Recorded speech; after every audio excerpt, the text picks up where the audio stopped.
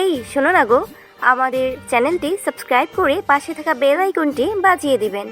আর হ্যাঁ, অবশ্যই গল্পটি শুনে লাইক কমেন্ট শেয়ার করতে ভুলবেন না কিন্তু। ধন্যবাদ সবাইকে। ক্যাম্পাসের মাঠে পা রাখতেই কিছু দূর লক্ষ্য করলাম চিকন চশমা পরা একটা মেয়ে 5জন ছেলেকে কান ধরে উঠবস করাচ্ছে। ব্যাপারটা আমার কাছে একটু হাস্যকরই লাগছে। মেয়েটি যেভাবে উঠবস করতে বলছে আর ছেলেগুলো মেয়েটির কথা শুনে বেকুবের মতো তাই করছে। তাদের সামনে গিয়ে কিছু একটা বলতে যাব, এর মধ্যে চিকন মেয়েটি বলে উঠল, এখানে কি? মেয়েটির দিকে একবার তাকাতেই আমার চোখ যেন কপালে উঠে গেল। এত সুন্দরী একটা মেয়ে নম্রভদ্র না হয়ে ক্যাম্পাসে এসে ক্ষমতার বড়াই দেখাচ্ছে। এর একটা বিহিত আমাকে করতেই হবে। আনমনে ভাবতেই মেয়েটি আমার ভাবান্ত চেহারা দেখে বলে উঠল, এই যে তামিল হিরো, এখন কি আপনাকেও কান ধরিয়ে উদ্বোস করাবো? আরে ধুর, ওদের মতো আমাকে গাধা পেয়েছেন? আপনি বললেন আর আমি কানে ধরে উঠবস করব, অত সোজা না। আর এই যে ভাইয়ারা, আপনারা এই চিকন প্রাণীর কথায় কান ধরে এত নাচানাচি করছেন কেন? আমার কথায় মেয়েটি 460 ভোল্টেজে রেগে গিয়ে চোখগুলো বড় বড় করে আমার দিকে তাকিয়ে রইল। আর ছেলেগুলো ভয়ে প্রথমে দাঁড়ালো, কিছু একটা বলতে যাব, এর মধ্যে আচমকাই তারা দৌড়ে পালিয়ে গেল। তাদের কাণ্ড দেখে ভ্যাবাচাকা খেয়ে আবার বলে উঠলাম, কি হলো ভাই, আপনারা এই চিকন প্রাণীকে এত ভয় পাচ্ছেন কেন? ভাই, আপনার কপালে আজ অনেক দুঃখ আছে, এই পালারে। তাদের মধ্যে একজন বলতেই সবগুলো একসঙ্গে দৌড়ে পালিয়ে গেল। এইদিকে আমি শুধু তাদের কাণ্ড দেখে অবাক হচ্ছি। চিকন একটা মেয়ে, একে দেখে আবার ভয় পেতে হবে নাকি? ফু দিলে বাতাসের আগে উড়ে যাবে। একেই না, আবার ভয় পেতে আনমনে ভেবে পিছনে তাকাতেই মেয়েটি রাগে গজগজ করে দাঁতে দাঁত চেপে বলে ওঠে, তুই আমাকে চিকন প্রাণীর সঙ্গে তুলনা করলি কেন? চিকনকে চিকন প্রাণী বলে ডাকবো না তো মোটা প্রাণী বলে ডাকবো? তোর সাহস তো দেখছি কম না, তুই আমাকে চিকন প্রাণী বলছিস? নে তার জবাব। মেয়েটি এই বলে আমাকে থাপ্পড় মারার জন্য হাত তুলতেই খপ করে তার হাত ধরে বলে উঠলাম, এই যে ম্যাম, এত রেগে যাচ্ছেন কেন? আপনি কি জানেন না মেয়ে হয়ে ছেলেদের গায়ে হাত তুলতে নেই? এতে ওইসব মেয়েদের হাজবেন্ড বাসর রাতেই মায়ের ভোগে চলে যায়। আফসোস, আপনিও সে ভুলটাই করতে যাচ্ছিলেন। চাপা মারা বন্ধ কর। তুই হয়তো আমাকে এখনো ভালোভাবে চিনতে পারিসনি। আমি কার বোন, একটু অপেক্ষা কর, এমনিই জানতে পারবি। দাঁড়া, সে ব্যবস্থাই করছি। এই বলে মেয়েটি রেগে মেগে একদম আগুন হয়ে হন হন করে চলে যেতে লাগলো। মেয়েটি রাগী হলেও যথেষ্ট সুন্দরী। তার সৌন্দর্য দেখে যে কোনো ছেলেই ক্রাশ খেয়ে যাবে। কিন্তু তার এই রাগী স্বভাবের জন্যই হয়তো কোনো ছেলে প্রপোজাল করতে পারেনি, যা বুঝলাম আর কি। এই রে, কথা বলার মাঝে নিজের পরিচয় বলতেই তো ভুলে গেছি। শুনুন তাহলে, আমি রনি হাসান, বাবা মার দ্বিতীয়তম সন্তান। মানে আমারও বড় ভাই আছে, বিয়ে শাদী করে, সে একদম সেট। আর আমি ইন্টারমিডিয়েট পরীক্ষায় অটো পাশ করে জাহাঙ্গীরনগর বিশ্ববিদ্যালয়ের পড়ার সুযোগ মিলেছে। ভাগ্য ভালো ছিল, এসএসসিতে নকল করে A+ পেয়েছিলাম, নয়তো এই জাহাঙ্গীরনগর আর চোখে পড়তো না। যাই হোক, বাদ দিন এসব কথা। তো পড়াশোনার সুবাদে আজই প্রথম ক্যাম্পাসে আসলাম। এসেই দেখুন কেমন ঝামেলার সম্মুখীন হতে হলো। এখানে যে অবস্থা দেখছি, চাপাবাজগিরি করেই চলতে হবে, নয়তো সবার হাতে নাগালে জড়িয়ে নাচাবে।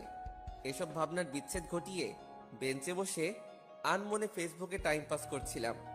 এর মধ্যে সে ছেলেগুলো এসে বলল, ভাই আপনার নাম কি? রনি হাসান, এবার প্রথম বর্ষের স্টুডেন্ট আপনারা। ও, তাহলে হয়ে গেল, আমরাও সেম ইয়ার। যাক, ভালোই হলো, অল্প সময়েই ক্লাসমেটদেরকে পেয়ে গেলাম। কিন্তু তখন ওই মেয়েটার কথায় আপনারা এত ভয় পাচ্ছিলেন কেন? সে কথাই তো বলতে এখানে চলে আসলাম। আপনি যার সঙ্গে ফাজলামো করলেন সে কে জানেন? না। ভাই, আপনি অনেক বড় ভুল করে ফেলেছেন। মেয়েটার সঙ্গে ফাজলামো করা আপনার মোটেও ঠিক হয়নি। মেয়েটির নাম হৃদিতা, আমাদের ক্লাসমেট, এই এলাকার টপ সন্ত্রাসী। সবাই ওর ভাইকে মুন্না সন্ত্রাসী বলে চিনে। আর আপনি আজ প্রথম আসছেন, তাই এইসব কিছু চক্র এখনো বুঝিনি। আস্তে আস্তে সব বুঝে যাবেন।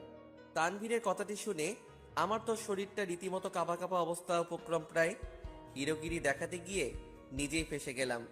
আনমনে ভাবতেই হঠাৎ সৌরভ বন্ধুর মহান উক্তিটা মনে পড়ে গেল, যে অবস্থায় থাকিস না কেন বন্ধু, কখনো নিজেকে বিলাই হিসেবে সবার সামনে উপস্থাপনা করবি না।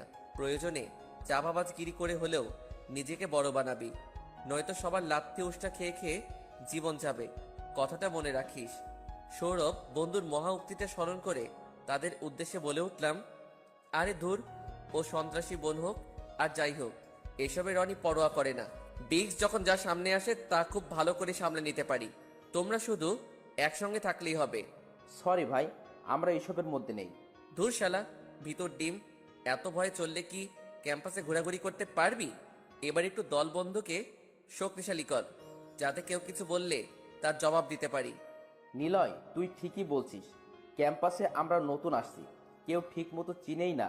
এ অবস্থায় ক্যাম্পাসের ছোট বাচ্চারাও আমাদেরকে রেক দিতে বিন্দুমাত্র পিছপাও হবে না।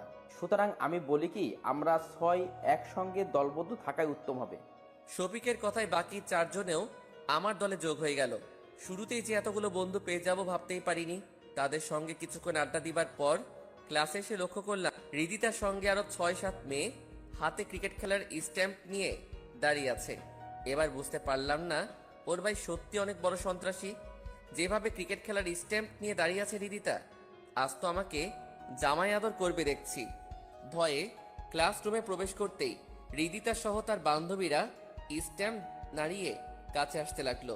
আর আমার সঙ্গে তানভীর, শফিক টফিক যাচ্ছিল, তারা সব ভয়ে পালিয়ে গেল। কিন্তু আমি পালাতে পারছি না। ভয় পাওয়া সত্ত্বেও নিজেকে সংযত রেখে উল্টো তাদের সামনে গিয়ে বললাম, কি ব্যাপার, হাতে লাঠি, আন্দোলন করবেন নাকি? লাঠি দিয়ে তোর পুজো করব, দাঁড়া। আমাকে চিকন প্রাণী বলার স্বাদ মেটাচ্ছি। এই বলে হৃদিতা আমার উপরে লাঠি তোলা মাত্রই বলে উঠলাম। ক্লাসরুমের দরজার কাছে আসতেই লক্ষ্য করলাম হৃদিতা সহ আরো 6-7 জন মেয়ে হাতে ক্রিকেট খেলার স্ট্যাম্প নিয়ে দাঁড়িয়ে আছে। এ দেখে আমার সঙ্গে তানভীর, শফিক টফিক যা ছিল সব দূরত্বই কেটে পড়লো। চাপা যতই করি না কেন, আমারও তো একটা মান সম্মান বলতে কিছু একটা আছে।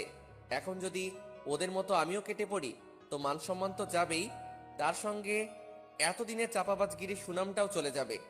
হৃদিতার দল দেখে ভয় পাওয়া সত্ত্বেও বুক ফুলিয়ে ক্লাসরুমে চলে আসলাম। হৃদিতা আমাকে দেখেই রাগে গজগজ করে স্ট্যাম্প হাতে নিয়ে এসে বলে উঠল, তখন আমাকে কি নামে যেন ডেকেছিস? আরেকবার বল দেখি। হৃদিতার কথার তোয়াক্কা না করে ওর পুরো গ্রুপের উদ্দেশ্যে বলে উঠলাম, কি ব্যাপার আপুরা, আপনারা সবাই দেখছি স্ট্যাম্প হাতে নিয়ে দাঁড়িয়ে আছেন, খেলতে যাবেন নাকি? এই পাগল ছেলে, তুই হৃদিতাকে চিকন প্রাণী বলে সম্বোধন করেছিস কেন? চিকনকে চিকন প্রাণী বলে ডেকেছি তো কি এমন মহাভারত অশুদ্ধ হয়েছে? তানিয়া, চেয়ে দেখেছিস কি এই তামিল হিরোকে স্ট্যাম্প দিয়ে ফুটার ফুট কয়েকটা দে, নয়তো আমি দিচ্ছি, দেখ। হৃদিতাই বলে স্ট্যাম্পটা হাতে শক্ত করে ধরে যেই আমার উপর তুলতে যাবে, খপ করে স্ট্যাম্পটা হাতে নিয়ে বলে উঠলাম, খবরদার কেউ এই ভুলটা করবেন না। আমি কে তা আপনারা এখনো বুঝতে পারেননি, তাই তো? তো আপনি কে বলুন তো? মুন্না সন্ত্রাসীর ডানহাত কিংবা বন্ধু বলতে পারেন। এবার নিশ্চয়ই বুঝে গেছেন আমি কতটা খারাপ মানুষ।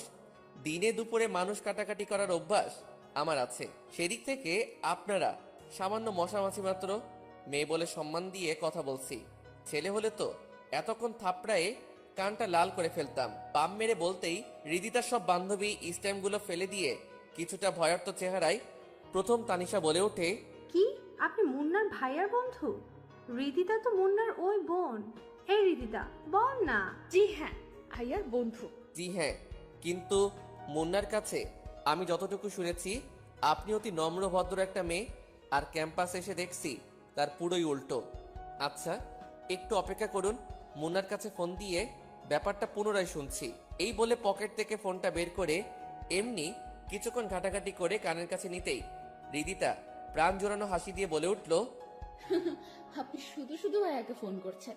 মুন্নার একটু বলি যে তার বোন ক্যাম্পাসে পড়াশোনার নামে তার ভাইয়ার ক্ষমতার বড়াই করে বেড়াচ্ছে। ভাইয়াকে বলার কি দরকার? সামান্য এই ব্যাপারই তো। নেক্সট টাইম কাউকে আর হেনস্থা করব না, প্রমিস। আচ্ছা ঠিক আছে, এবারের মতো মাফ করে দিলাম, কিন্তু পরের বার যদি ক্যাম্পাসে কোনো ছেলেকে কান ধরে উঠবস করাতে দেখছি তো ওই দিন আপনাকেও ওখানে কান ধরে উঠবস করতে হবে। কথাটি অবশ্যই মনে রাখবেন। এবার আমি আসি উপর দিকে। এই হৃদিতা, আমাদের এখন কি হবে? কি হবে মানে? এই খবিসটার জন্য তো ক্যাম্পাসে কাউকে র্যাগিংও করতে পারবো না দেখছি। দাঁড়া, কালকেই ভাইয়ার কাছ থেকে শুনে ব্যাপারটা ক্লিয়ার হচ্ছে। যদি ভাইয়ার লোক হয়ে থাকে তো বেঁচে যাবে, আর যদি আমাদের বোকা বানিয়ে সব চাপা মেরেছে তোর খবর আছে। এইদিকে তোরা আমার কোন কালের বন্ধুরে? শালা আমাকে বিপদে ফেলে রেখে পালিয়ে এসে পড়ছিলি। কি করব বল, অমন সন্ত্রাসীর বোনের সঙ্গে কি জেনে শুনে পাঙ্গা নেওয়া কি ঠিক হবে? যদি একবার মুন্না ভাইয়ের কাছে রিদিতা তোর কিংবা আমাদের নাম নালিশ করে কি হবে একবার ভেবে দেখছিস? রাজুর কথা শুনে ইতিমধ্যে হাঁটু কাঁপা কাঁপা অবস্থা উপক্রম প্রায়। তারপরও নিজেকে সংযত রেখে বুক ফুলিয়ে বলে উঠলাম, আরে ধুর, রিদিতা কিছুই বলতে পারবে না।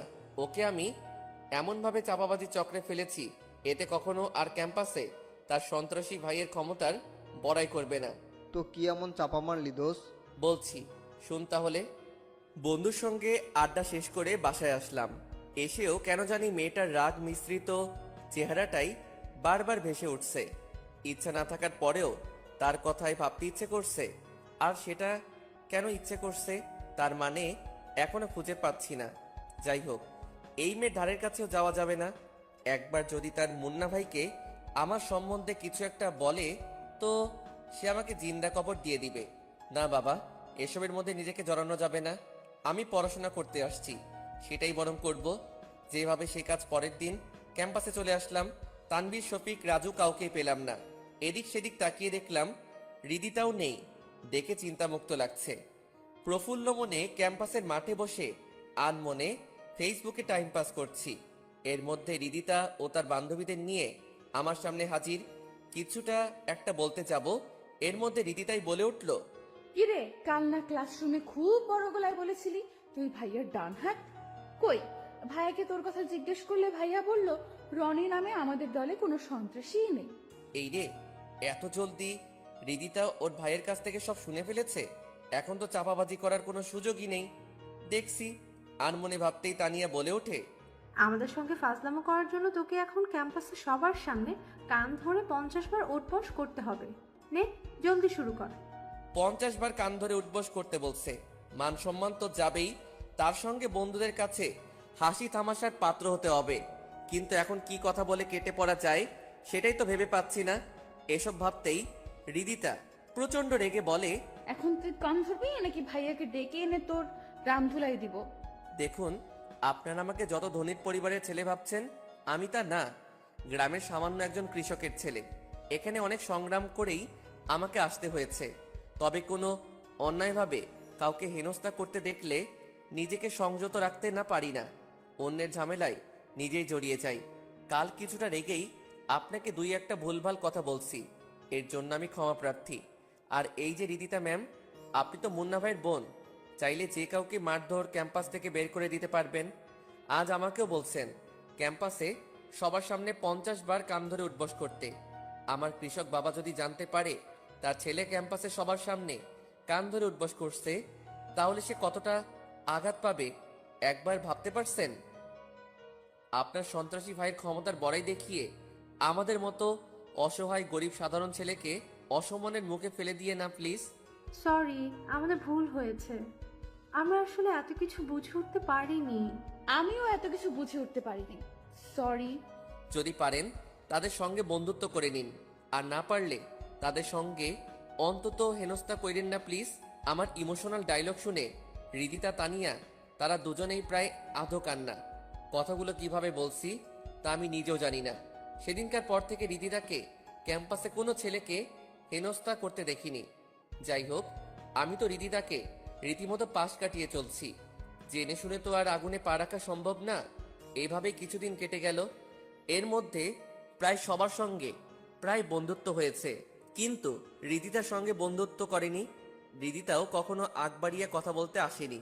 তো একদিন ক্লাস শেষে গেটে এসে দাঁড়িয়ে ফোন ঘাঁটতেছি, হঠাৎ রিদিতা এসে বলল, রনি, কেমন আছো? ভালো। আপনি কেমন আছেন? আচ্ছা, তুমি আমাকে আপনি বলে সম্বোধন করছো কেন? না, এমনি। ভাইয়ার কথা ভেবে ভয় পাও নাকি? এই এলাকার সবাই তো আপনার ভাইকে দেখে ভয় পায়, তাহলে আমি কেন পাবো না? ক্যাম্পাসে প্রথম যখন আসলে তখন তো হিরো হিরো ভাব ধরে চলেছ। তখনও তো জানতে আমি মুন্নার বোন, তারপরও দুষ্টুমি ফাইজলামি করেছ। তো এখন এমন হলো যে আমার সঙ্গে দেখা হলে কথাই বলছো না, পাশ কাটিয়ে চলে যাচ্ছ। তার মানে ভাইয়াকে দেখে তুমি একটু বেশি ভয় পাও। আপনি ঠিকই ধরেছেন। আমি আসলে ঝামেলায় পড়তে চাই না। সাধারণভাবে চলতেই বেশি পছন্দ করি। আমি মুন্নার বোন বলে ক্যাম্পাসের সবাই আমাকে পাশ কাটিয়ে চলে। আমিও না বুঝে তাদের সঙ্গে মিসবিহেভ করেছি, এতে তারা আমার ধারের কাছেও আসে না। ওদিন তোমার কথাগুলো শুনে আমি একদম পাল্টে গেছি। তা আমি খুব ভালো করে লক্ষ্য করেছি। বাহ, তুমি আবার আমাকেও ফলো করো? হুম। না মানে ক্লাসমেট হিসেবে ওইটুকু ফলো করার অধিকার আমার আছে। আচ্ছা, আমি কি তোমার বন্ধু হতে পারি? হুম, অবশ্যই, কিন্তু ভয় পাবার কিছু নেই। ভাইয়া সন্ত্রাসী হলেও কখনো আমার ফ্রেন্ডদের উপর আক্রমণ করে না, বুঝলে? ও আচ্ছা। আজ থেকে আমরা ফ্রেন্ড, ওকে? আর আমাদের মাঝে আপনি তুমি বলে কেউ কাউকে সম্বোধন করা চলবে না, ঠিক আছে? ওকে। রিদিতার সঙ্গে এভাবে বন্ধুত্ব হয়ে যায়, সেই সঙ্গে ফেসবুক অ্যাকাউন্টেও। ক্যাম্পাসে থাকলে তো আড্ডা হতোই, বাসায় থাকলে মেসেঞ্জারে কথা হতো। কিছুদিনের মধ্যে রিদিতার সঙ্গে যে এত গভীর বন্ধুত্ব হয়ে যাবে তা আমি কখনো কল্পনাও করিনি। তা চলুন এবার ক্যাম্পাসে ঘটনায় যাওয়া যাক।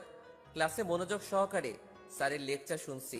হঠাৎ পিছন দিকে সরাতেই লক্ষ্য করলাম রিদিতা আমার দিকে এক নজরে তাকিয়ে আছে। চোখ ইশারা দিয়ে বললাম, আমার দিকে তাকিয়ে আছেন কেন? রিদিতা মাথা নাড়িয়ে বলল, না, এমনি। রিদিতার কাণ্ড দেখে আনমনে হেসে আবার স্যারের লেকচারে মনোযোগ হলাম। ক্লাস শেষে মাঠে নিলয়, রাজু, শফিকদের সঙ্গে বসে আড্ডা দিচ্ছি। এর মধ্যে রিদিতা এসে বলল, রনি, তুই ফ্রি আছিস? কেন? না মানে তোকে নিয়ে একটু শপিং মলে যেতাম আর কি। আমাকে নিয়ে গেলে তোর লাভ হবে না, উল্টো আমাকে খাওয়াতে হবে, বুঝছস? ঠিক আছে, তুই যা খেতে চাস তাই খাওয়াবো এবং তোকে সারপ্রাইজও দিব।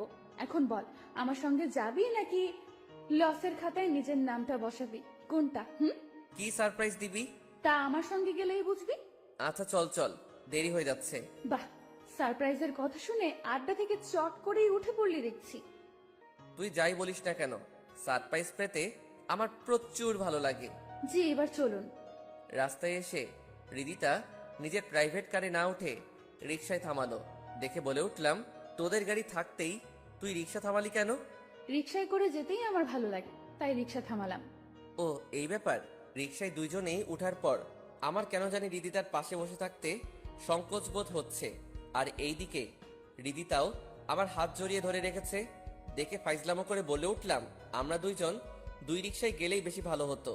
দুই রিকশা কেন? না মানে তুই যেভাবে আমার হাত জড়িয়ে ধরে রেখেছিস, এতে বাহিরের মানুষজন দেখে ভাবছে আমরা স্বামী স্ত্রী রিকশায় করে ঘুরছি। এই কথা বলা মাত্রই রিদিতা আমার হাত ছেড়ে দিয়ে লজ্জামাখা সুরে বলে উঠল, ফাইজলামো করিস না তো। ফাইজলামো কই করলাম, সত্যিই তো কইলাম। তুই সব সময় একটু বেশি, তাই না? না, আগে ঠিক বেশি বুঝতাম না, তবে ইদানিং শুরু করেছি আর কি। অত বেশি বোঝা ভালো না চান্দু। জি। এইভাবে রিদিতার সঙ্গে দুই এক কথা বলে শপিং মলে আসলাম। আমি আমার মতো ফোন ঘাঁটতে লাগলাম। রিদিতা আমার হাতে ফোনটা দেখে রাগান্বিত হয়ে বলে ওঠে, সারাক্ষণ শুধু ফোন নিয়েই থাকতে হবে নাকি? তোকে নিয়ে আসলাম এক কাজে আর তুই করছিস কি? তুই তো জানোসই আমার চয়েস বেশি একটা ভালো না। ভালো হতে হবে না, তুই আমার পাশে থাকলেই হবে। আচ্ছা ঠিক আছে চল। রিদিতার আচরণে আমি তখনই অবাক হলাম যখন ওর কোনো কিছু না কিনে বলল, রনি, এই পাঞ্জাবিটা দেখ তো কেমন। তোর বয়ফ্রেন্ডকে গিফট করবি তো নিয়ে নে, একদম ফাটাফাটি হবে। তুই না সবসময় বেশি বুঝিস। ভেবেছিলাম পাঞ্জাবিটা তোকে গিফট করব, এখন আর করবই না। আরে রেগে যাচ্ছিস কেন? মজা করে কথাটা কইছি, বিশ্বাস কর। ফাজিল একটা। এই বলে রিদিতা আমার হাতে পাঞ্জাবি তুলে দিল। ব্যাস, আমিও খুশি মনে পরিধান করে নিলাম। রিদিতা আমার পরনে পাঞ্জাবি দেখে মুগ্ধ হয়ে বলে উঠল, পাঞ্জাবিতে তোকে দারুণ মানিয়েছে দেখছি। সত্যি ভালো লাগছে, নাকি পাম দিচ্ছিস? সত্যি অনেক ভালো মানিয়েছে। এখন চল, রেস্টুরেন্টে খেতে যাব। তোর জন্য কিছু কিনলি না? আর একদিন কিনবো, এখন চল রেস্টুরেন্টে খেতে যাব, অনেক ক্ষুধা লাগছে। রিদিতার আচরণে কিছুই বুঝতে পারলাম না। শপিং মল আসলো ওর দরকারে, এসে আমাকে পাঞ্জাবি গিফট করলো, নিজের জন্য কিছুই কিনলো না। যাই হোক, আমাকে পাঞ্জাবি গিফট করেছে, এতেই আমি খুশি। তারপর রিদিতা আমাকে রেস্টুরেন্টে নিয়ে গেল। প্রফুল্ল মনে খাবারগুলো খাচ্ছি। হঠাৎ 5-6টা প্রাইভেট কার রেস্টুরেন্টের সামনে এসে দাঁড়ালো। রেস্টুরেন্টে যা লোকজন ছিল সব আস্তে আস্তে বের হয়ে গেল। তাদের কাণ্ড দেখে আমার খাবারগুলো গলায় নামছে না। থতমত খেয়ে রিদিতাকে জিজ্ঞেস করলাম, প্রাইভেট কারে কে আসছে রে? কি আবার, আমার ভাইয়া এসেছে। এটা কিন্তু ঠিক না রিদিতা। তোর ভাই কেন এখানে আসবে? রিদিতা আমার ভয়ার্ত চেহারা দেখে বলে উঠল, রেস্টুরেন্টে খেতে আসছে হয়তো। তুই শুধু শুধু ভয় পাচ্ছিস কেন? ভয় পাবো না তো নাচবো? যদি একবার এখানে আসে তখন? আসবে মানে এসে পড়েছে। ওই দেখ, ভাইয়া এদিকেই আসতেছে। হাই ভাইয়া। রিদিতা, তুই খাওয়া দাওয়ার প্রতি এত বেখালিভাবে চলাফেরা করস কেন? সকালে এত করে বললাম ব্রেকফাস্ট করে যেতে, আমার কথা না শুনে এখানে রেস্টুরেন্টে এসে খাচ্ছিস। মানে ভাইয়া তুমি হঠাৎ এখানে? তোকে ফলো করে এখানে আসছি। কখন থেকে লক্ষ্য করছি এই ছেলে শপিং মল থেকে রেস্টুরেন্ট পর্যন্ত তোর সাথেই আছে। কে এই ছেলে? এই ছেলে তোর নাম কি? মুন্না ভাইয়ের গম্ভীর কণ্ঠ আওয়াজ শুনে অনেকটাই ভয় পেয়ে গেলাম। আগে থেকেই মুন্না ভাইকে ভয় পেতাম, আজ আরও রেস্টুরেন্টে রিদিতার সঙ্গে ঘুরতে দেখছে। আজ নিশ্চিত আমাকে মেরে ফেলবে। এসব ভেবে মুন্না ভাইয়ের কথার উত্তর দিবার আগেই মুন্না ভাই ধমক দিয়ে বলে উঠল, এই ছেলে তোর নাম কি বলছিস না কেন? ইয়ে মানে আমার নাম রনি হাসান। তো রিদিতার সঙ্গে রেস্টুরেন্টে কেন? রিদিতা ওর ভাইয়ার রাগান্বিত হওয়া দেখে স্বাভাবিক করার জন্য বলে ওঠে, ভাইয়া তুমি রেগে যাচ্ছ কেন? রনি তো আমার শুধুমাত্র বন্ধু, এছাড়া কিছুই না, বিশ্বাস করো প্লিজ। ও, এ কথা আগে বলবি তো। শুধু শুধু আমাকে রাগিয়ে দিয়েছিলি। ভেবেছিলাম এই ছেলে তোকে কথার জালে ফাঁসাচ্ছে। না ভাইয়া, তেমন কিছুই না। রনি খুব ভালো ছেলে, এছাড়াও ও আমার খুব ভালো বন্ধু। ও আচ্ছা, সরি ব্রাদার, আমার আসলে মাথা ঠিক থাকে না। কখন কাকে কি বলে ফেলি তা আমি নিজেও জানি না। It's okay. আচ্ছা ঠিক আছে, তোরা থাক, আমি বরং বাসায় চলে যাই, মাথাটা খুব ব্যথা করছে। আর ছোট ভাই, তুমি কিছু মনে করো না। ইটস ওকে ভাইয়া। মুন্না ভাই এ বলে চলে গেল। এইদিকে আমার হাঁটু কাঁপা কাঁপা অবস্থা, গলা শুকিয়ে যাচ্ছিল। ভয় কাকে বলে এই মুহূর্তে খুব ভালোই বুঝতে পারছি। মাফিয়ার বোনের সঙ্গে ফ্রেন্ডশিপ করা মানে আগুনে পা রাখা সমান কথাই। আনমনে ভেবে যাচ্ছি, এর মধ্যে রিদিতা বলে উঠল, সরি রে ভাইয়া, আসলে ব্যাপারটা বুঝতে পারিনি। ভেবেছে তোর আর আমার মধ্যে কিছু একটা চলছে। ভাইয়ার কথায় তুই মন খারাপ করিস না, বাসায় গিয়ে তোর হয়ে ভাইয়াকে আমি বকে দেব, ঠিক আছে? রিদিতার কথার তোয়াক্কা না করে বলে উঠলাম, এখন আমাকে মেসে যেতে হবে। হ্যাঁ অবশ্যই যাবি, তার আগে খাবারটা শেষ কর। না রে, আজ খেতে ইচ্ছে করছে না। কি আর করার, চল তাহলে। রাস্তায় এসে 2 রিক্সা ডাকতেই রিদিতা বলে উঠল, 2 রিক্সা ডাকছিস কেন? ইয়ে মানে আমার একটু এমার্জেন্সি, নীলের ওখানে যেতে হবে। তুই বরং বাসায় চলে যা। রিদিতা আমার ব্যাপারটা খুব ভালো করে বুঝতে পেরে বলে উঠল, আচ্ছা ঠিক আছে, মেসে গিয়ে আমাকে ফোন দিস। ওকে। রিদিতাকে অন্য রিক্সায় পাঠিয়ে কেমন জানি শান্তি শান্তি লাগছে। এতক্ষণ তো পুরো ভয় ছিলাম। এতদিন এলাকার লোকজনের কাছ থেকে শুনে আসছি, আজ নিজেই দেখলাম কথা বলার মাঝে হুট করে রেগে যায়। দিনে দুপুরে মানুষজন মেরে ফেলতে যে পরোয়া করে না। যদি কোনো ভুল ত্রুটির জন্য মুন্না ভাই আমাকেও আক্রমণ করে তখন তো আমি শেষ। তার থেকে রিদিতার সঙ্গে বন্ধুত্বই শেষ করতে হবে। জেনে শুনে বিপদের মুখে পা রাখা মোটেও আমার জন্য কাম্য হবে না। যেই ভাবা সেই কাজ। যোগাযোগের মাধ্যমেগুলোতে এক এক সবগুলোতেই রিদিতাকে ব্লক করে দিলাম। উপর দিকে ভাইয়া তুমি কিন্তু কাজটি মোটেও ঠিক করনি। আরে বাবা, সরি বলেছি তো। সরি বললে কি হবে, ও তো তোমাকে এমনি অনেক ভয় পায়, আজ আবার তুমি ওকে শাসিয়েছো। আচ্ছা ঠিক আছে, আমার হয়ে তোর ফ্রেন্ডকে বলে দিস ভাইয়া যে কাজটি করেছে তার জন্য সে অনুতপ্ত এবং সরিও বলেছে। এবার ঠিক আছে? ওকে ভাইয়া, আমি এক্ষুনি মেসেঞ্জারে বলে দিচ্ছি। রিদিতা এই তার রুমে চলে গেল। ল্যাপটপ ওপেন করে মেসেঞ্জারে টেক্সট দিতে গিয়ে অবাক দৃষ্টিতে তাকিয়ে বলে ওঠে, কি ব্যাপার, আমাকে ব্লকে রেখেছে কেন? দাঁড়া, ফোন দিয়ে এখনই তোর 12টা বাজিয়ে দিচ্ছি। এই বলে ফোনটা বের করে কল দিল, কিন্তু ওপাশ থেকে ব্যস্ত দেখালো। হতাশ হয়ে ফোনটা বালিশের উপর ফেলে দিতে যাবে, হঠাৎ মেসেজের শব্দ পেয়ে রিদিতা তড়িঘড়ি করে ফোনের স্ক্রিনে তাকিয়ে লক্ষ্য করে অচেনা নাম্বার থেকে একটি মেসেজ আসছে। আগ্রহ নিয়ে পড়তে লাগলো, হৃদিতা, তুই হয়তো আমার উপর এখন ভীষণ রেগে আছিস, কেননা অকারণে একটা মানুষকে যোগাযোগের মাধ্যম থেকে ব্লক করে রাখা তা সত্যিই রাগান্বিত হওয়ার একটা ব্যাপার। সে জায়গা থেকে তুই মোটেও ব্যতিক্রম নস। যাই হোক, এবার মূল কথায় আসি। তুই তো জানিস আমি অনেক দূর থেকে এখানে পড়াশোনা করতে আসছি। বাবা মারও কঠোরতম নিষেধ, ক্যাম্পাসে যেন কোনো প্রকার ঝামেলা না পাকায়।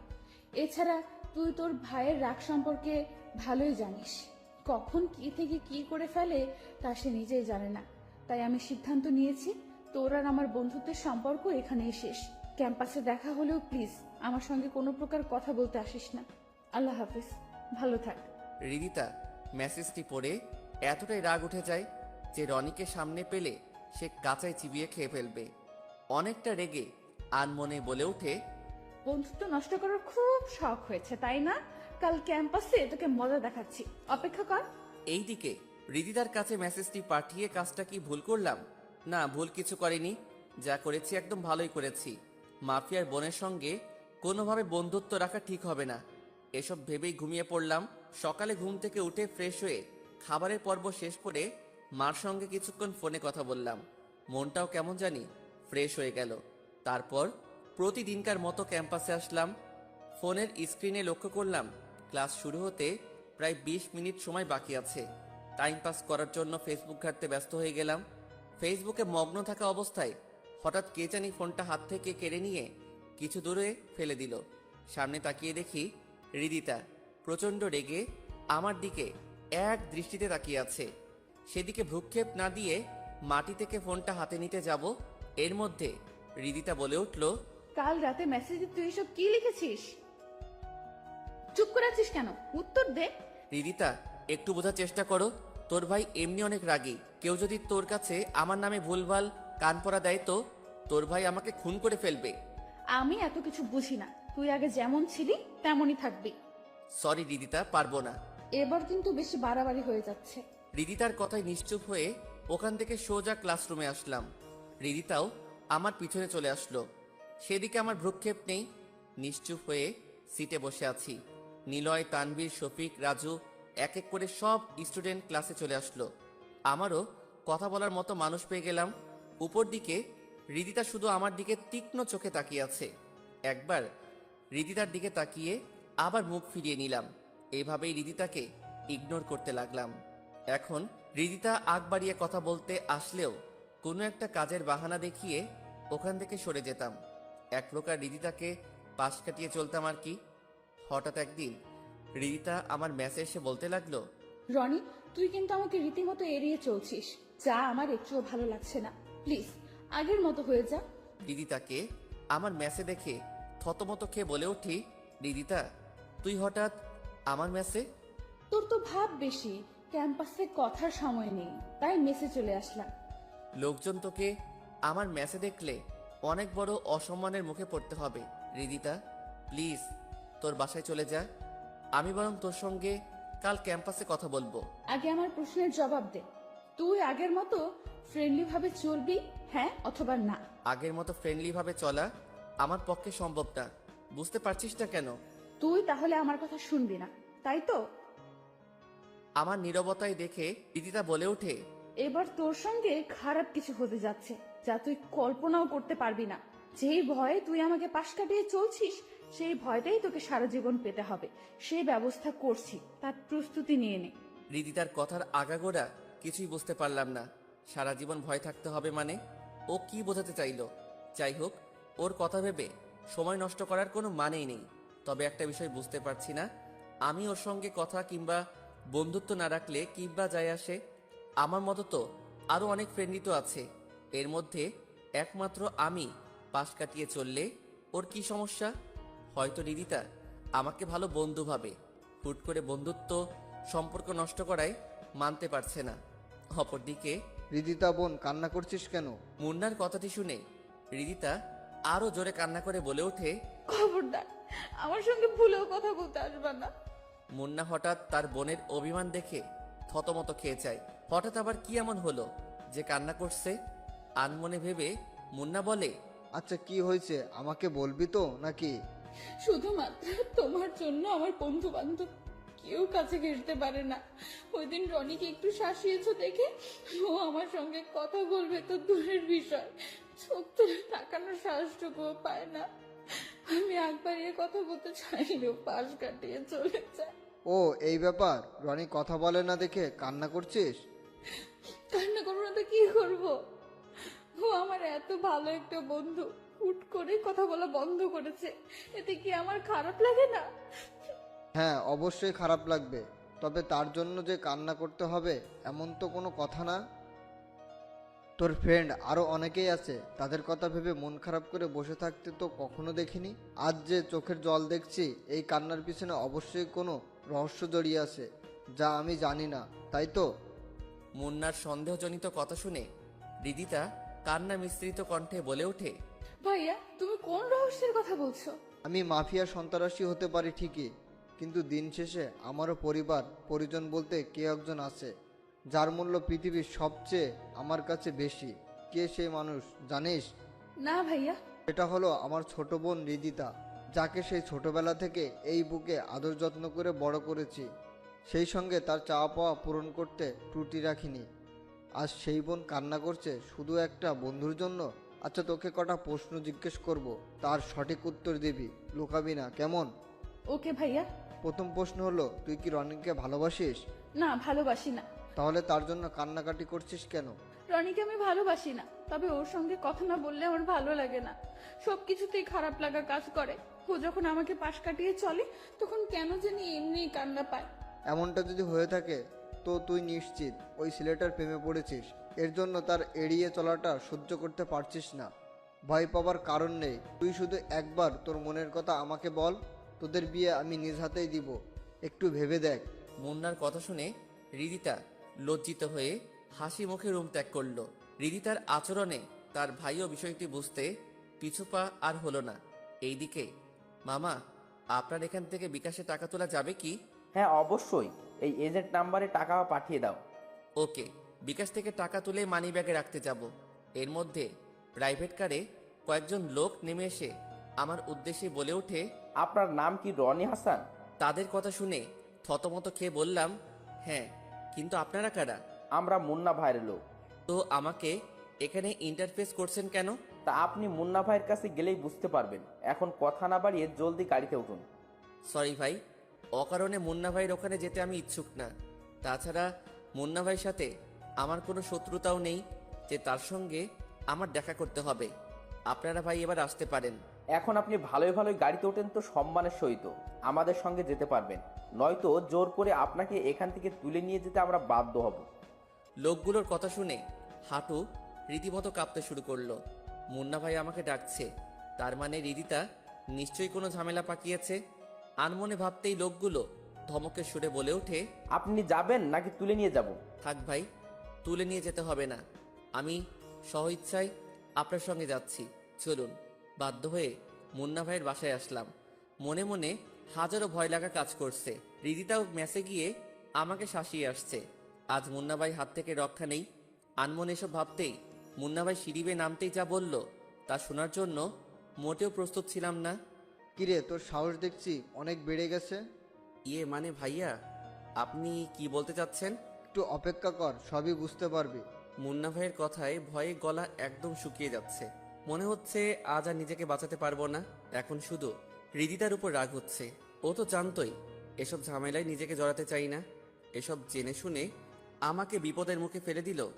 তারপর ভেবে নিলাম, আজ মুন্না ভাইয়ের হাতে মরতেই যখন হবে, তাহলে এত ভয় পেয়ে লাভ কি? এসব ভেবেই বলে উঠি, ভাই, আমি খুব সাধারণ একজন মানুষ। এসব ঝামেলায় নিজেকে জড়াতে চাই না।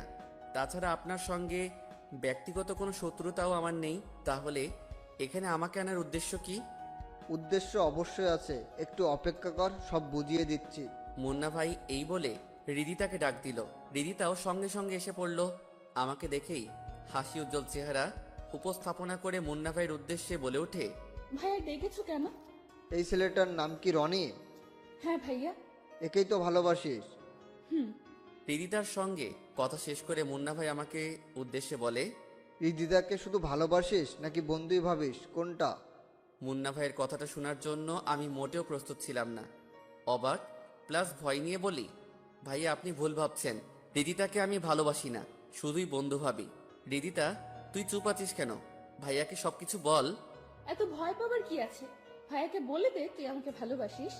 রিদিতার কাছ থেকে এ কথা শুনে আকাশ ভেঙে যেন আমার মাথার উপর পড়ার উপক্রম প্রায়। কি বলছে? মাথা কি খারাপ হয়ে গেল নাকি?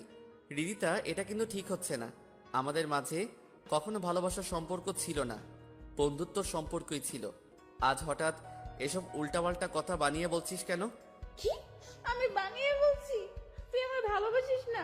আচ্ছা ঠিক আছে, তোকে আমায় ভালোবাসতে হবে না। রিদিতা এই বলে ছোট বাচ্চাদের মতো কান্না করে তার রুমে চলে গেল। এইদিকে রিদিতার চোখের জল দেখে মুন্না ভাই রাগান্বিত হয়ে আমার শার্টের কলার চেপে ধরে বলে ওঠে, আমার বোনের চোখের জল দেখলে আমার মাথা ঠিক থাকে না, ইচ্ছা করছে তোকে এখানেই শেষ করে দেই। ভাই আপনি বিশ্বাস করুন, আমার আর রিদিতার মাঝে কোনো ভালোবাসার সম্পর্ক ছিল না। ও বানিয়ে এসব বলছে। রিদিতা শুধু আমার বোন না, ও আমার মেয়ের মতো। ছোট থেকেই যখন যা চেয়েছে তাই এনে দিয়েছি। এবারেও তার আবদার আমি পূরণ করব, আর তা এই 2 দিনের মধ্যেই। জয়নাল, বিয়ের সমস্ত আয়োজন প্রস্তুত কর, কালকে এদের বিয়ে সম্পন্ন করব ইনশাল্লাহ। জি আচ্ছা ভাই, আমি বরং এখনই ডেকোরেশন এবং লাইটিংয়ে পুরো বাড়ি আলোকিত করার ব্যবস্থা করছি। মুন্না ভাইয়ের কাছ থেকে বিয়ে নামক শব্দটি শুনে পায়ের নিচে মাটি যেন সরে গেল।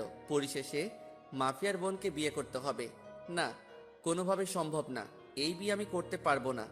আনমনে ভেবেই বলি, ভাইয়া আপনি ভুল সিদ্ধান্ত নিয়েছেন, রিদিতাকে আমি বিয়ে করতে পারবো না। মুন্না ভাই রাগান্বিত সুরে বলে ওঠে, ছোট ভাই, এত বেশি বুঝো না, হিতে নিজের জীবনটাই কিন্তু হারাতে হবে। এবার মনের মধ্যে ভয় ঢুকে গেল। নিমিষেই চুপ হয়ে গেলাম। সন্ত্রাসীর পালাই পড়েছি, তাদের কথার প্রতিবাদ করলেই নিশ্চিত জীবন হারাতে হবে। তার থেকে চুপ করে থাকাই শ্রেয়। ও একদিন পর বিয়ের সকল নিয়মকানুন মেনে আমার আর রিদিতার বিয়ে সম্পূর্ণ হয়ে গেল। বিয়েতে সকল বন্ধুবান্ধব উপস্থিত ছিল, শুধু আমার পরিবার আর আত্মীয় স্বজনরাই উপস্থিত ছিল না। তাদের কথা ভেবে খুব খারাপ লাগছে। রিদিতা ওর জিতকে প্রাধান্য দিয়ে হয়তো আমাকে বিয়েটা করতে বাধ্য করেছে, কিন্তু আমার মনের অবস্থা একবারও বুঝতে চেষ্টা করলো না। ছাদের কিনায় এসে আনমনে ভাবছি, পড়াশোনা করতে এসে বিয়ের চক্রে যে এভাবে পড়ে যাব তা কখনো কল্পনাও করিনি। ওইদিকে বাবা মা ভাইয়া ভাবি তারা হয়তো আমার বিয়ের কথা জানতে পারলে অনেক কষ্ট পাবে। এখন এসব ভেবেই বা কি হবে, বিয়ে তো আমি স্বইচ্ছায় করিনি। আনমনে ভেবে পিছনের দিকে ফিরে তাকাতেই নিলয়, তানভীর, তানিয়া তাদেরকে দেখতে পেলাম। চুপ হয়ে আছি দেখে তানিয়া বলে ওঠে, কিরে, মন খারাপ করে আছিস কেন? এটা তোরাই ভালো জানছস। রনি প্লিজ মন খারাপ করিস না। রিদিতা তোকে আগে থেকে পছন্দ করতো, যা দারুণ। ও নিজেই আগ বাড়িয়ে তোর সঙ্গে বন্ধুত্ব করেছে। এইসব কিছুই ভালোবাসার স্বার্থে করেছে। মুন্না ভাইকে নিয়ে রিদিতাও অনেক ভয় পেত যদি তোর সত্যি কোনো ক্ষতি করে ফেলে। এই ভয় ভালোবাসার কথাটি প্রকাশ করেনি, বরং তোকেও বুঝতে দেয়নি। ইভেন আমাকেও অনেকদিন পর জানিয়েছে। পরিশেষে তুই কি করলি? মুন্না ভাইয়ের সামান্যতম ধমকানোতে রিদিতাকে ইগনোর করতে শুরু করলি। তোর এই ইগনোর করাটা সত্যি নিতে পারছিল না। তারপর আর কি, রিদিতা ওর ভাইয়াকে সবটা বলে প্ল্যান করে তোকে ব্ল্যাকমেল করে বিয়েটা করে ফেলে। তানিয়ার কথা শুনে আমি যেন আকাশ থেকে পড়লাম। রিদিতা আমাকে সত্যি সত্যি ভালোবাসতো, আর আমি কিছুই টের পেলাম না। তবে রিদিতাকে একটু শাস্তি ভোগ করতেই হবে। আমাকে ভয় দেখিয়ে বিয়েতে মত নিয়েছে, এর শাস্তি যদি না দেই তো কেমনে কি? কিরে, কোথায় হারিয়ে গেলি? তানিয়ার কথায় ভাবনার ঘোর কেটে গেল। মানে কি যেন বলছিলি? কিছুই না, তুই এখন বাসর ঘরে যা। রাত প্রায় 12টা বাজতে গেল। ওইদিকে বেচারা রিদিতা তোর অপেক্ষায় প্রহর গুনছে মনে হয়। ধ্যাত তেরি, আমি আছি টেনশনে, তুই আছিস ফাইজলামর মুডে। বন্ধু লেট করছিস কেন? যা বিলালটা আগেই ভাগেই মেরে আয়, নয়তো হাতছাড়া হয়ে যাবে। তানিয়া, নিলয়, তানভীর তারা আমাকে নিয়ে দুষ্টুমি ফাইজলামা করছে। এর মধ্যে হঠাৎ রিদিতা ছাদে এসে কোনো কথা না বলে আমার হাত ধরে টেনে রুমে গিয়ে দরজা বন্ধ করে বলে ওঠে, এই যে হিরো, আমাকে এখানে বসিয়ে রেখে ছাদে আড্ডা দিচ্ছিলেন কেন? মন চাচ্ছিল তাই ছাদে আড্ডা দিচ্ছিলাম, তাতে তোর কি? এখন থেকে আমারও এসব, বুঝলেন? কিন্তু আমি কেন জানি আনন্দিত হতে পারছি না।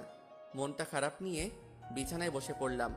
আমার চেহারায় বিষণ্ণতা প্রতিচ্ছবি দেখে রিদিতা বলে ওঠে, সরি, আমি আসলে তোকে এতটা প্যারা দিতে চাইনি। তোর ইগনোর করাতে আমি সত্যি অনেক আপসেট হয়ে যাচ্ছিলাম। ভাবতাম এই বুঝে আমার কাছ থেকে একেবারেই চলে যাচ্ছিস।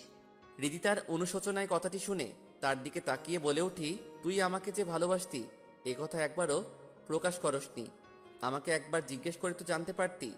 তা না করে এমন এক কাণ্ড করে ফেললি, তা সত্যি অবিশ্বাস্য। আমার ভালোবাসার কথা তোকে বললে কি হতো, উল্টো কোনো কিছু না ভেবে আমাকে না করে দিতি।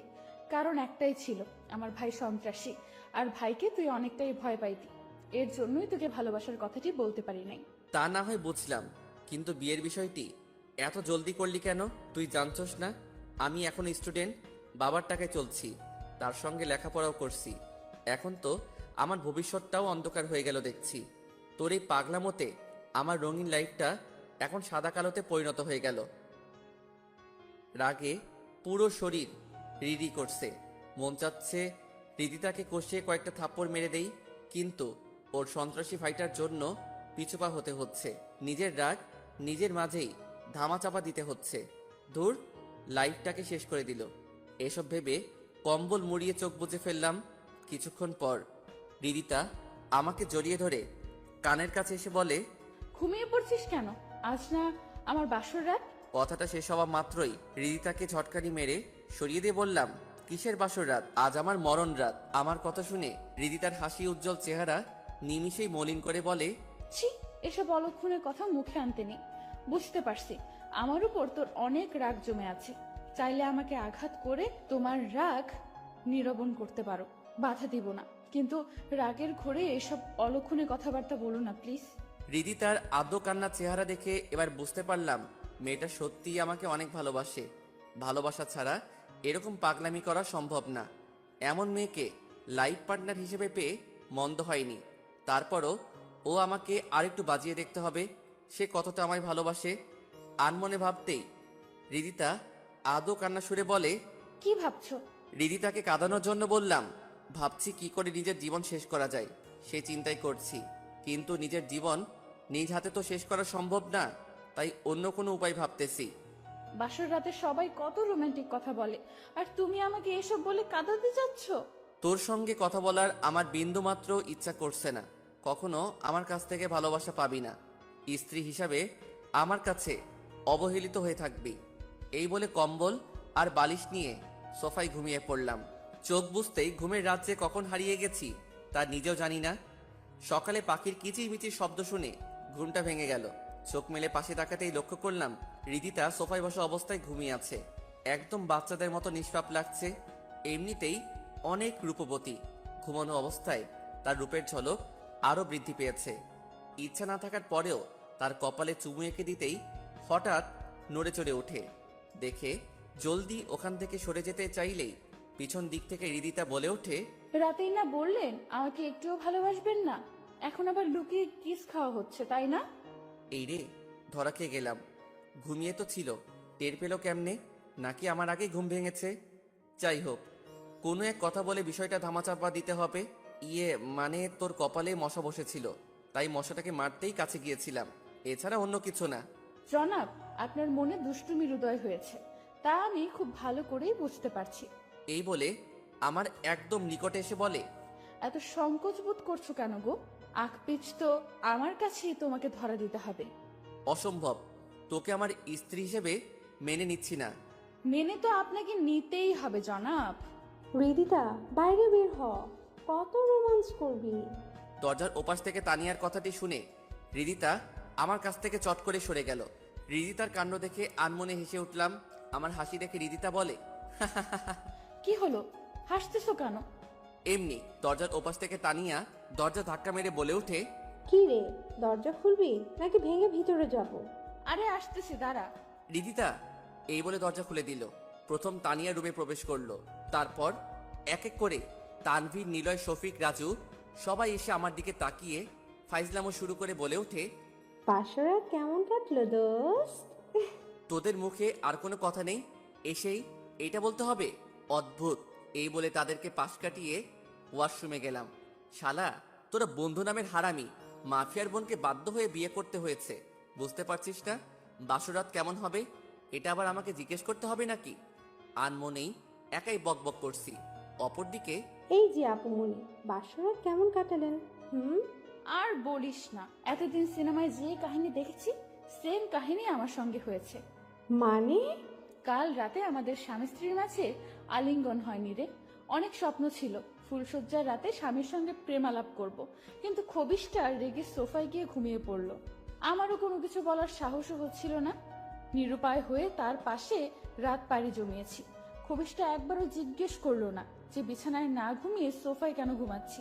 কি আর করার, বিয়েটা হয়তো ও করতে চায়নি, কিন্তু তার ভাইয়ের চাপে মত দিতে বাধ্য হয়েছে। যাই হোক, তুই ওকে আরো অনেক বেশি ভালোবাসবি, যাতে তোকে ছাড়া অন্য কাউকে কল্পনাও করতে না পারে। ঠিক আছে, আমি বরং সেটাই করব। এবার আমরা তাহলে আসি। ওকে। এইদিকে ওয়াশরুম থেকে বের হয়ে লক্ষ্য করলাম পুরো রুম ফাঁকা। কি ব্যাপার? তানভীর, নিলয়, শফিক তারা কোথায় গেল? ধ্যাত, হারামিগুলো না বলেই চলে গেল। আনমনে ভেবে বিছানায় বসে আছি। হঠাৎ দরজাগুলো শব্দ পেয়ে দরজার দিকে তাকাতেই লক্ষ্য করলাম রিদিতা খাবার হাতে নিয়ে আসছে। এইদিকে খিদেই পেটে ইঁদুর দৌড়াচ্ছে। এই যে জনাব, খেয়ে নিন। খিদে নেই। সংকোচ বোধ করলে তো আর পেট ভরবে না, খেয়ে নিন প্লিজ। বললাম না খিদে নেই। এত করে যখন বললাম খেতে যাচ্ছেন না, তো না খাইয়ে থাকে, গেলাম আমি। আমিও কোনো কিছু না বলে চলে যাচ্ছি দেখে রিদিতা পিছন দিক থেকে ডাকলেও না শুনে দরজা টপকাবো। এর মধ্যে আচমকাই মুন্না ভাই এসে বলে ওঠে, রনি কোথায় যাচ্ছ? দেখো না ভাইয়া, ও না খেয়ে বের হচ্ছে, আমার কোনো কথাই শুনছে না। রিদিতার অভিযোগ সুরে কথাটি শুনে মুন্না ভাই দীর্ঘ শ্বাস ফেলে বলে ওঠে, সে কি, না খেয়ে যাচ্ছ কেন? ভাইয়া আমার খিদে নেই। তা তো বললে চলবে না। এই রিদিতা, টেবিলে খাবারগুলো রেডি কর। এই বলে মুন্না ভাই আমার হাত ধরে টেবিলের দিকে নিয়ে গিয়ে চেয়ার টেনে ইশারায় বসতে বলে। আমিও বাধ্য ছেলের মতো বসে পড়ি। তারপর এক এক করে খাবারের আইটেম রিদিতার সামনে এগিয়ে দেই।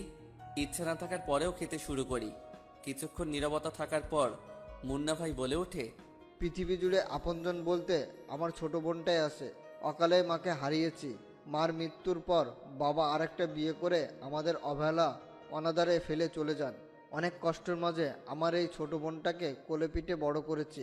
কখনো তার চোখের জল আসতে দেইনি। নিজের স্বাদ আহ্লাদ বিসর্জন দিয়ে আমার ছোট বোনটার চাওয়া পাওয়াকে প্রাধান্য দিয়েছি। তবে আমার বোনটা অনেক চাপা স্বভাবের, কখনো মুখ ফুটে কখনো কিছু আবদার করে না। আমি আন্দাজ করে এক এক সময় এক এক সারপ্রাইজ তাকে এনে দিতাম। সেদিন ওকে যখন কান্না করতে দেখলাম, তখন জিজ্ঞেস করলে কান্না মিশ্রিত কণ্ঠে বলে, ভাইয়া তোমার জন্য আমার বন্ধুবান্ধব ইগনোর করে চলে, কথা বলে না। কথাটি শুনে আবার যখন জিজ্ঞেস করলাম, কে কথা বলে না আমাকে বল, তখন সে তোমার নামটি বলেছিল। আমি ভেবেছিলাম ও শুধু তোমাকে বন্ধু ভাবে না, তার থেকেও অন্য কিছু। আনমনে ভেবে সন্দেহবশত জিজ্ঞেস করি, তুই কি রনিকে ভালোবাসিস? আমার কথায় শব্দে না প্রকাশ করে মাথা ঝাঁকিয়ে হ্যাঁ সম্মতি জানিয়েছিল। তারপর কোনো কিছু না ভেবেই বিয়ের সিদ্ধান্ত নিয়েই নিই এবং তোকে ভয় দেখিয়ে বিয়েতে মত নিতে বাধ্য করি। এটা অবশ্যই বড় অন্যায় করে ফেলেছি, এর জন্য আমি ক্ষমা প্রার্থী। আর তোমাদের পড়াশোনার বিন্দুমাত্র ক্ষতিও আমি হতে দিব না, এ বিষয়ে নিশ্চিত থাকতে পারো। মেসে থাকার কোনো দরকার নেই, আমাদের এখানেই থাকবে। প্রয়োজনে তোমার বাবা মার সঙ্গে কথা বলে সব কিছু স্বাভাবিক করব। এতে যদি ওনাদের পা পর্যন্ত ধরতে হয় তো আমি তাই করব। তারপরও নিজের মাঝে রাগ কিংবা মন খারাপ নিয়ে থেকো না ভাই, প্লিজ। মুন্না ভাইয়ের এরকম কথাবার্তা শুনে একটু না অনেকটাই অবাক হয়েছি যে মুন্না ভাই মানুষকে হুমকি ধুমকি কথা বলে, আজ আমার সঙ্গে এত মলিন ভাষায় কথা বলছে, তা সত্যি অবিশ্বাস্য। হয়তো বিয়েটা আমার বাধ্য হয়ে করতে হয়েছে ঠিকই, কিন্তু রিদিতাকে যে আমার অপছন্দ তেমন কোনো বিষয় না। স্ত্রী হিসাবে রিদিতাকে আমার বেশ পছন্দই হয়েছে। এসব ভেবেই বলে উঠি, আচ্ছা ভাইয়া ঠিক আছে। রিদিতাকে আমি স্ত্রী হিসেবে মেনে নিয়েছি, কিন্তু আমি তো এখনো বেকার। রিদিতার দায়িত্ব তোমাকে এখনই নিতে হবে না। যতদিন না তোমার পড়ালেখা শেষ হচ্ছে না ততদিন তোমরা আমার দায়িত্বেই থাকবে, সমস্যা নেই। জি আচ্ছা। মুন্না ভাই চলে যাবার পর রিদিতা বলে ওঠে, ভাইয়া হয়তো তোমাদের চোখে খুনি, সন্ত্রাসী, কিন্তু আমার চোখে পৃথিবীর সেরা ভাইদের মধ্যে আমার ভাইয়া একজন। তার ঋণ আমি কখনো শোধ করতে পারবো না। এই বলে রিদিতা চোখের জল মুছে রুমে চলে গেল। বুঝতে পারলাম সে অনেকটাই ইমোশনাল হয়েছে। বাসায় ভালো লাগছে না দেখে ক্যাম্পাসের মাঠে আড্ডা দিতে চলে আসলাম। বন্ধুরা আমাকে দেখা মাত্রই খোঁজা মেরে বলতে শুরু করলো, কি বন্ধু, পরিশেষে মাফিয়ার বোনকে বিয়ে করে ফেললি? একদিক থেকে ভালোই হয়েছে, আমাদের সঙ্গে আর কেউ উচ্চ গলায় কথা বলতে পারবে না, বিকজ তুই আমাদের সঙ্গে আছিস। ধুর, বাদ দে তো এসব কথা। এমনিতেই অনেক প্যারায় আছি, কোনো কিছুতেই ভালো লাগছে না। সে কি, কাল বিয়ে করলি আজই বলছিস ভালো লাগছে না? গুরু, আর কটা দিন যাক, তারপর নয় একটু মুখে উচ্চারণ করিল শুরু। ব্যাস, বন্ধুদের এক দুই কথায় আড্ডা ভালোই জমে গেল। মন খারাপ থাকলেও এখন আর তা নেই। আড্ডা শেষ করে হৃদিতাদের বাসায় না গিয়ে সোজা ম্যাসে চলে আসলাম। বাড়িওয়ালা আমাকে দেখেই বলে ওঠে, বাবা তুমি মেসে থেকো না প্লিজ, ভীষণ ঝামেলায় পড়তে হবে। আঙ্কেল, আপনি হঠাৎ এ কথা বলছেন কেন? মুন্না ভাইয়ের কঠোর আদেশ, তা আমাকে পালন করতেই হবে। ও আচ্ছা। এই বলে ম্যাচ থেকে গুটি গুটি পায়ে হেঁটে যাচ্ছি আর ভাবছি মুন্না ভাই সত্যি অনেক বড় মাপের সন্ত্রাসী। বাড়িওয়ালাকে কি না কি বলেছে, সে কথায় বাড়িওয়ালা মানতে বাধ্য হয়েছে। আমার লাইফে এরকম পরিস্থিতির সম্মুখীন হতে হবে তা কখনো কল্পনাও করিনি। ভাগ্যের লিখন এমনই হয়তো ছিল। আর মনে ভাবছি আর গুটি গুটি পায়ে হেঁটে যাচ্ছি, হঠাৎ পকেটে রাখা ফোনটা কেঁপে উঠল। পকেট থেকে ফোনটা বের করে স্ক্রিনে লক্ষ্য করলাম হৃদিতার কল। গুরুত্ব না দিয়ে কেটে দিলাম। ব্যাস, আবারও কল দিল। এবার কলটা কেটে না দিয়ে রিসিভ করে বললাম, ওপাশ থেকে ঝাঁঝালো কণ্ঠে হৃদিতা বলে, আমার কল রিসিভ করছো না কেন? কল রিসিভ না করলে কথা কার সঙ্গে বলছিস? প্রথমবার তো কল কেটেই দিলা। আমার ইচ্ছা হয়েছে, কল রিসিভ করিনি। তো কোনো সমস্যা? হয়েছে, আর বলতে হবে না, বাসায় আসো। যেতে পারবো না। এসে পড়ো, নয়তো ভাইয়ার লোকজন পাঠিয়ে দেবো কিন্তু। থাক, লোকজন পাঠিয়ে দিতে হবে না, আমি আসতেছি। কল কেটে তারপর তড়িঘড়ি করে বাসায় চলে আসলাম। রুমে এসে হৃদিতাকে কিছু একটা বলতে যাব, এর মধ্যে হৃদিতা আচমকাই এমন একটা কাণ্ড করলো তা সত্যি অবিশ্বাস্য। হৃদিতার উদ্দেশ্যে বলে উঠলাম, আমাকে এভাবে হাতের নাগালে নাচাচ্ছিস কেন? আমার প্রশ্নের উত্তর না দিয়ে হৃদিতা বলে ওঠে, চোখটা একটু বন্ধ করো তো। হঠাৎ চোখ বন্ধ করব কেন? প্লিজ বন্ধ করোই না, সারপ্রাইজ আছে। আচ্ছা ঠিক আছে, চোখ বন্ধ করলাম, তবে বেশিক্ষণ থাকতে পারবো না। ওকে। হৃদিতার কথা মতো চোখ বন্ধ করা মাত্রই হৃদিতার ঠোঁটের উষ্ণতা অনুভব করলাম, তবে বেশিক্ষণ না। চোখ মেলে তাকানো মাত্রই হৃদিতা দৌড়ে পালিয়ে গেল। এই দিকে হৃদিতার ঠোঁটের উষ্ণতা পেয়ে কেমন জানি একটা ঘোরের মাঝে পড়ে গেলাম।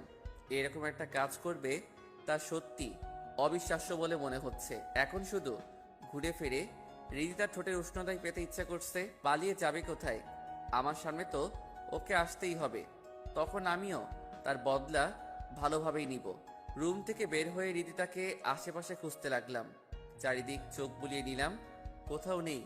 ফোনটা বের করে কল দেওয়া মাত্র কিচেন রুম থেকে হৃদিতার ফোনটা বেজে উঠল। তারপর এদিক সেদিক না তাকিয়ে কিচেন রুমে গিয়ে লক্ষ্য করলাম খুব মনোযোগ সহকারে রান্না করছে। তার হাতের নাগালে ফোন কল টুন বাজছে, সেদিক কোনো ভ্রুক্ষেপ নেই। আমিও কম কিসের স্যুট করে পিছনে গিয়ে হৃদিতাকে জড়িয়ে ধরলাম। আচমকায় জড়িয়ে ধরাতে কেঁপে ওঠে, তোতলিয়ে বলে, কে? আপনার হাজবেন্ড। ও আচ্ছা, হঠাৎ কি মনে করে আমার কাছে আসলেন? আমার বউটাকে একটু আদর করতে চলে আসলাম।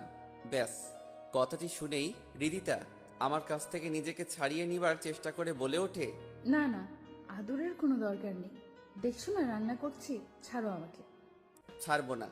তখনকার সারপ্রাইজটাতে আমার মন ভরেনি, সুতরাং সারপ্রাইজটা পুনরায় আবার চাই। এই বলে হৃদিতার গলায় নাক ডুবিয়ে দিলাম। কিচেন রুমে এসে আপনাকে এত রোমান্টিক হতে হবে না, কেউ দেখে ফেললে লজ্জায় মুখ দেখাতে পারবো না, ছাড়েন বলছি। এত সুন্দরী বউ পাশে থাকলে সবাই রোমান্টিকই হবে, তাহলে আমার কি দোষ? এই বলে হৃদিতার ঠোঁটের উষ্ণতা নিতে যাব, হঠাৎ গরম চেনি হাতে চেপে ধরাতে চট করেই হৃদিতার কাছ থেকে সরে গিয়ে বলে উঠি, আহ বউ না ডাকাত, একটু কাছে এসেছি বলে গরম চেনি ছ্যাক দিতে হবে? ধুর, তোর কাছে আসাই আমার ভুল হয়েছে। মানা করার পরেও শুনছিলাম না কেন? ঠিক আছে, ভুল আমারই হয়েছে, আপনি রান্না করেন। এই বলে রেগে মেগে কিচেন রুম থেকে চলে আসলাম। তোর মুডটাই নষ্ট করে দিল।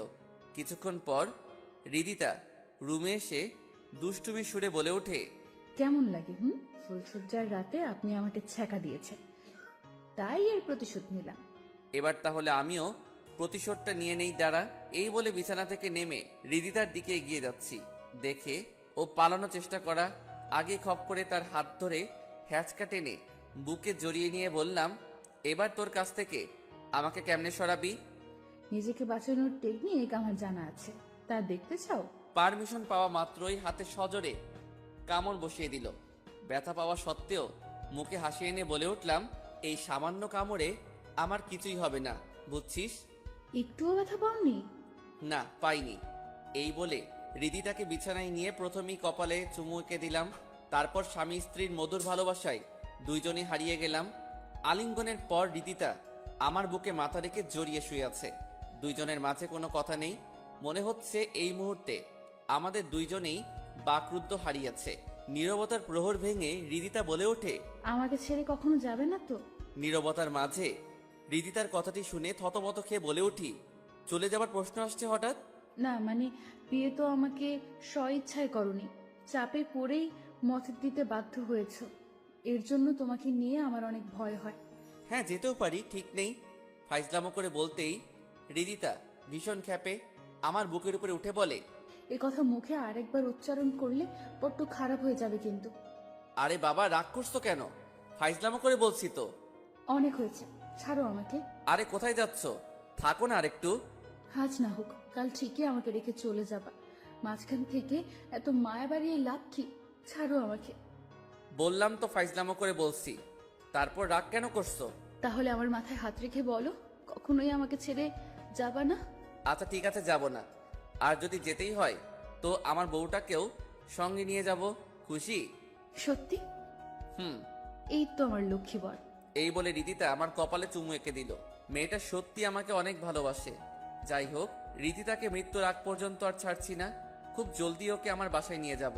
হয়তো বাবা মা ভাইয়া তাদের কাছে একটু বকাঝকা শুনতে, কিংবা দুই এক একটা থাপ্পড়ে খেতে হবে। তারপর তো ঠিকই তাদের কাছে টেনে নিবে।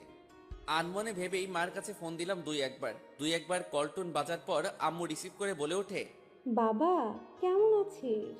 হ্যাঁ আম্মু, ভালোই আছি। তোমরা সবাই কেমন আছো? আলহামদুলিল্লাহ, সবাই ভালোই আছে। তোর পড়াশোনার কি কি খবর? হ্যাঁ, ভালো। কি ব্যাপার, তুতলিয়ে কথা বলছিস কেন? না মানে, তোমাকে একটা কথা বলতে চাচ্ছিলাম। হ্যাঁ বল, শুনছি তো। আম্মু, আমি এখানে বিবিএ করে ফেলেছি। বাদর ছেলে, কি বললি? আবার বল দেখি।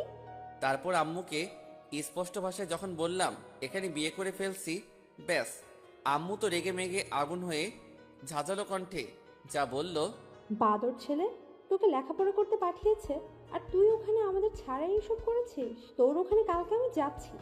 মার রাগান্বিত সুরে কথাটি শুনে অনেকটাই ভয় পেয়ে যাই, কারণ মার রাগ করলে ভীষণ ঝামেলায় আমাকে পড়তে হয়। আমার সুপারিশ তো একমাত্র মা করে, আর এখন দেখছি পুরোই বিপক্ষে চলে গেছে। তার দিক থেকে রিয়্যাক্ট করা অস্বাভাবিক কিছুটা। তারপর ওর মা রাগান্বিত আচরণে ভয় করছে। মা যে রিয়্যাক্ট করলো, বাবা শুনলে তো বাসায় তুলবে না। এখন এসব ভেবে আর লাভ নেই, যা হবার তা হবেই।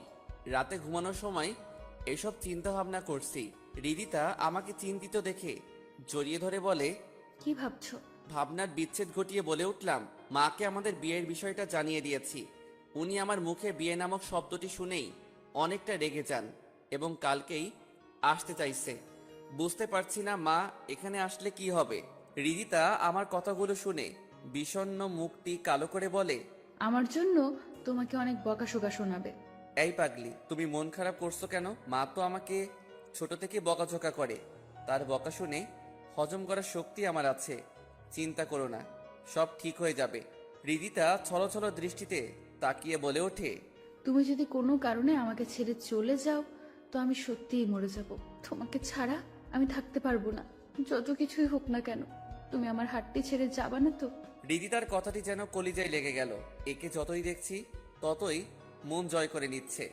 পরিস্থিতি যতই খারাপ আসুক না কেন, ভালোবাসার মানুষটি কখনো হাতছাড়া করব না। আনমনে ভেবে হৃদিতাকে পরম ভালোবাসায় বুকে জড়িয়ে নিলাম। হৃদিতাও আমার বুকে মুখ গুজে চুপটি মেরে ঘুমিয়ে পড়ল। হৃদিতাকে দেখে মনে হচ্ছে পৃথিবীর সবচেয়ে শান্তির স্থানে সে ঘুমিয়ে পড়েছে। দৃশ্যটি আমার কাছে খুবই মনোমুগ্ধকর লাগছে। নিজের অজান্তেই হৃদিতার মাথায় হাত বুলিয়ে দিচ্ছি, আর ও আমাকে ঝাপটে ধরে ঘুমের রাজ্যে পাড়ি দিচ্ছে। চিন্তা ভাবনায় রাতটা নির্ঘুমে কেটে গেল। ফজরের আজানের আগেই কখন যে ঘুম ধরে আসছে তা আমি নিজেও জানি না। সকালে হৃদিতার মিষ্টির কোকিল কণ্ঠে ডাকে ঘুমটা ভেঙে গেল। আমার চোখ লাল বর্ণ দেখে হৃদিতা বলে ওঠে, কি ব্যাপার, তোমার চোখগুলো এমন লাল বর্ণ ধারণ করেছে কেন? নিশ্চয়ই রাতে ঘুম হয়নি। হ্যাঁ, ঘুম হয়েছে তো। মিথ্যা বলছো কেন? তোমার চোখ প্রমাণ দিচ্ছে রাতে ঘুমাওনি। এবার আর লুকানোর চেষ্টা করলাম না, বলে ফেললাম। আসলে চিন্তা ভাবনা বেশি থাকায় ঘুমাতে পারিনি। মাকে নিয়ে আমার বেশি চিন্তা হচ্ছে। যে মানুষটা আমার সুপারিশ সবসময় করত, সে এখন আমার বিপক্ষে চলে গেছে। তার মানে বুঝতে পারছো ব্যাপার কেমন কঠিন হয়ে দাঁড়াবে। ভাবনার কোনো প্রয়োজন নেই, নিয়তির উপর সব ছেড়ে দাও। এই বলে আমার কপালে চুমু এঁকে হৃদিতা রুম ত্যাগ করলো। হৃদিতার কথায় কিছুটা স্বস্তি পেলাম। সকালের পর্বটা এমনই কেটে গেল। বিকেলে বাবা মা, তার সঙ্গে ভাইয়া ভাবি সবাই চলে আসছে। মা আমাকে দেখে কোনো কিছু না বলেই ঠাস ঠাস করে 2টা থাপ্পড় মেরে দিল এবং অজস্র বকাবকি শুরু করলো। বাবা শুধু দাঁতে দাঁত চেপে চোখ রাঙিয়ে তাকাচ্ছিল। ভাইয়া ভাবি তারাও আমাকে বোঝাতে লাগলো কাজটি আমি মোটেও ঠিক করিনি। কিছুক্ষণ এভাবে পরিস্থিতি গরম থাকলো। মুন্না ভাই এসে সমস্ত ঘটনায় বাবা মাকে বলল এবং ক্ষমা চাওয়ালো। ভাইয়া ভাবি সুপারিশে মা আর অমত পোষণ করলো না। পরিশেষে বলে উঠল, যা হবার তা হয়েছে, এখন আমার ছেলের বউকে দেখতে চাই। সে কই? মার কথা শুনে চারদিক চোখ বুলিয়ে নিলাম।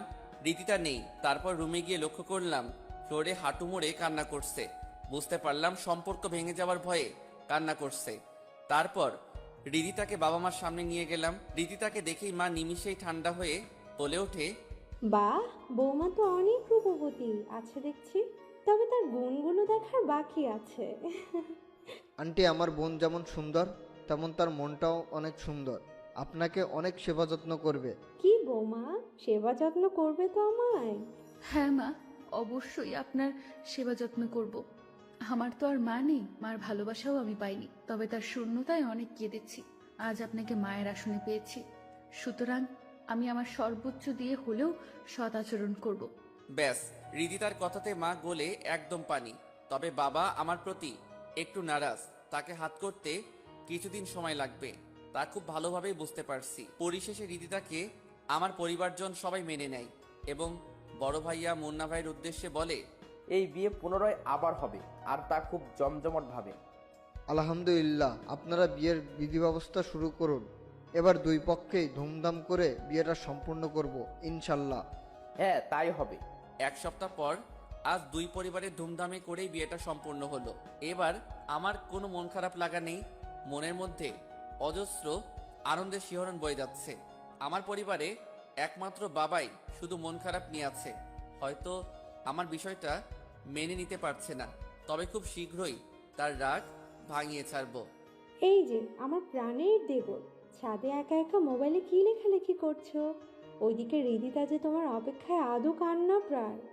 লেখালেখি বাদ দিয়ে ভাবির উদ্দেশ্যে বলে উঠলাম, না মানে ইউটিউবে টুকটাক গল্প লেখালেখি করি তো, এর জন্য নিজের ঘটনাগুলো গল্প আকারে ইউটিউবে পাবলিশ করছি। ওরে আমার লেখক দেবর রে, এখন লেখালেখি বন্ধ করে হৃদিতার কাছে যাও। মেয়েটা অনেকক্ষণ ধরে তোমার অপেক্ষায় বসে আছে। না, আর একটু লেখা বাকি আছে, এইটা শেষ করেই যাচ্ছি। এ কথা বলা মাত্রই ভাবি ফোনটা কেড়ে নিল এবং আমাকে জোর করে বাসর ঘরে রেখে বাইরে থেকে দরজা আটকে দেয়। হৃদিতা আমাকে দেখেই অভিমানে মুখ ফিরিয়ে নেয়। বিছানায় বসতে যাব, হৃদিতা আচমকাই বলে ওঠে, আই খবরদার, বিছানায় আসবে না। হঠাৎ হৃদিতার রং বদল দেখে বলে উঠলাম, কি ব্যাপার, বিছানায় আমাকে যেতে দিচ্ছ না কেন? প্রথমবার বাসর রাতের কথা মনে আছে? আমাকে যে ছ্যাঁকা দিয়েছো, তাই আজ আমিও তোমাকে ছ্যাঁকা দেব। ওই দিন তো আমার মন মানসিকতা ভালো ছিল না, এটা তো তোমাকে বুঝতে হবে। না, একটুও বুঝবো না। তুমি আমাকে ছ্যাঁকা দিয়েছো, আমিও তাই করব। প্রতিশোধ না নিলে হয় না। এই, তুমি বিছানা থেকে নামবা নাকি আমি সোফায় গিয়ে ঘুমাবো? আরে এরকম করছো কেন? থাকো তোমার বিছানায়। এই বলে রিদিতা সোফায় চলে গেল। এইদিকে আমি বেকুব বনে চলে গেলাম। কি পাগলামো করছে। কিছুক্ষণ যাওয়ার পর রিদিতার কাছে গিয়ে নরম সুরে বললাম, এই রিদিতা, ঘুমিয়ে পড়ছো কেন? বিছানায় আসো। বিরক্ত করো না, যাও এখান থেকে। এবার আর নিজেকে সংযত রাখতে পারলাম না। হৃদিতাকে কোলে করে বিছানার থেকে খুব শক্ত করে জড়িয়ে ধরে বললাম, পাগলামি করে আমাকে কষ্ট দিচ্ছ কেন? সেদিন আমিও একই কষ্টটা পেয়েছিলাম। এখন আমাকে ছাড়ো, নয়তো কিন্তু লোকজন ডাকবো। ডেকে কি বলবা? বলবো তুমি আমাকে বাসর ঘরে মারধর করেছো। ডাকো দেখি। পারমিশন পাওয়া মাত্রই রিদিতা জোরে আওয়াজ করে কিছু একটা বলতে যাবে, অমনি দুই ঠোঁট নিজের দখলে নিয়ে নেই। উপর দিকে রিদিতা চোখ বুজে ফেলল এবং নিজেকে ছাড়ানোর বৃথা চেষ্টা করতে লাগলো। বাকিটুকু জানতে চাহিয়া লজ্জা দিবেন না, তাদের স্বামী স্ত্রীর ব্যাপার, তারা নিজেরাই সমাধান করুক। আল্লাহ হাফেজ। আবারও দেখা হবে নতুন গল্পে।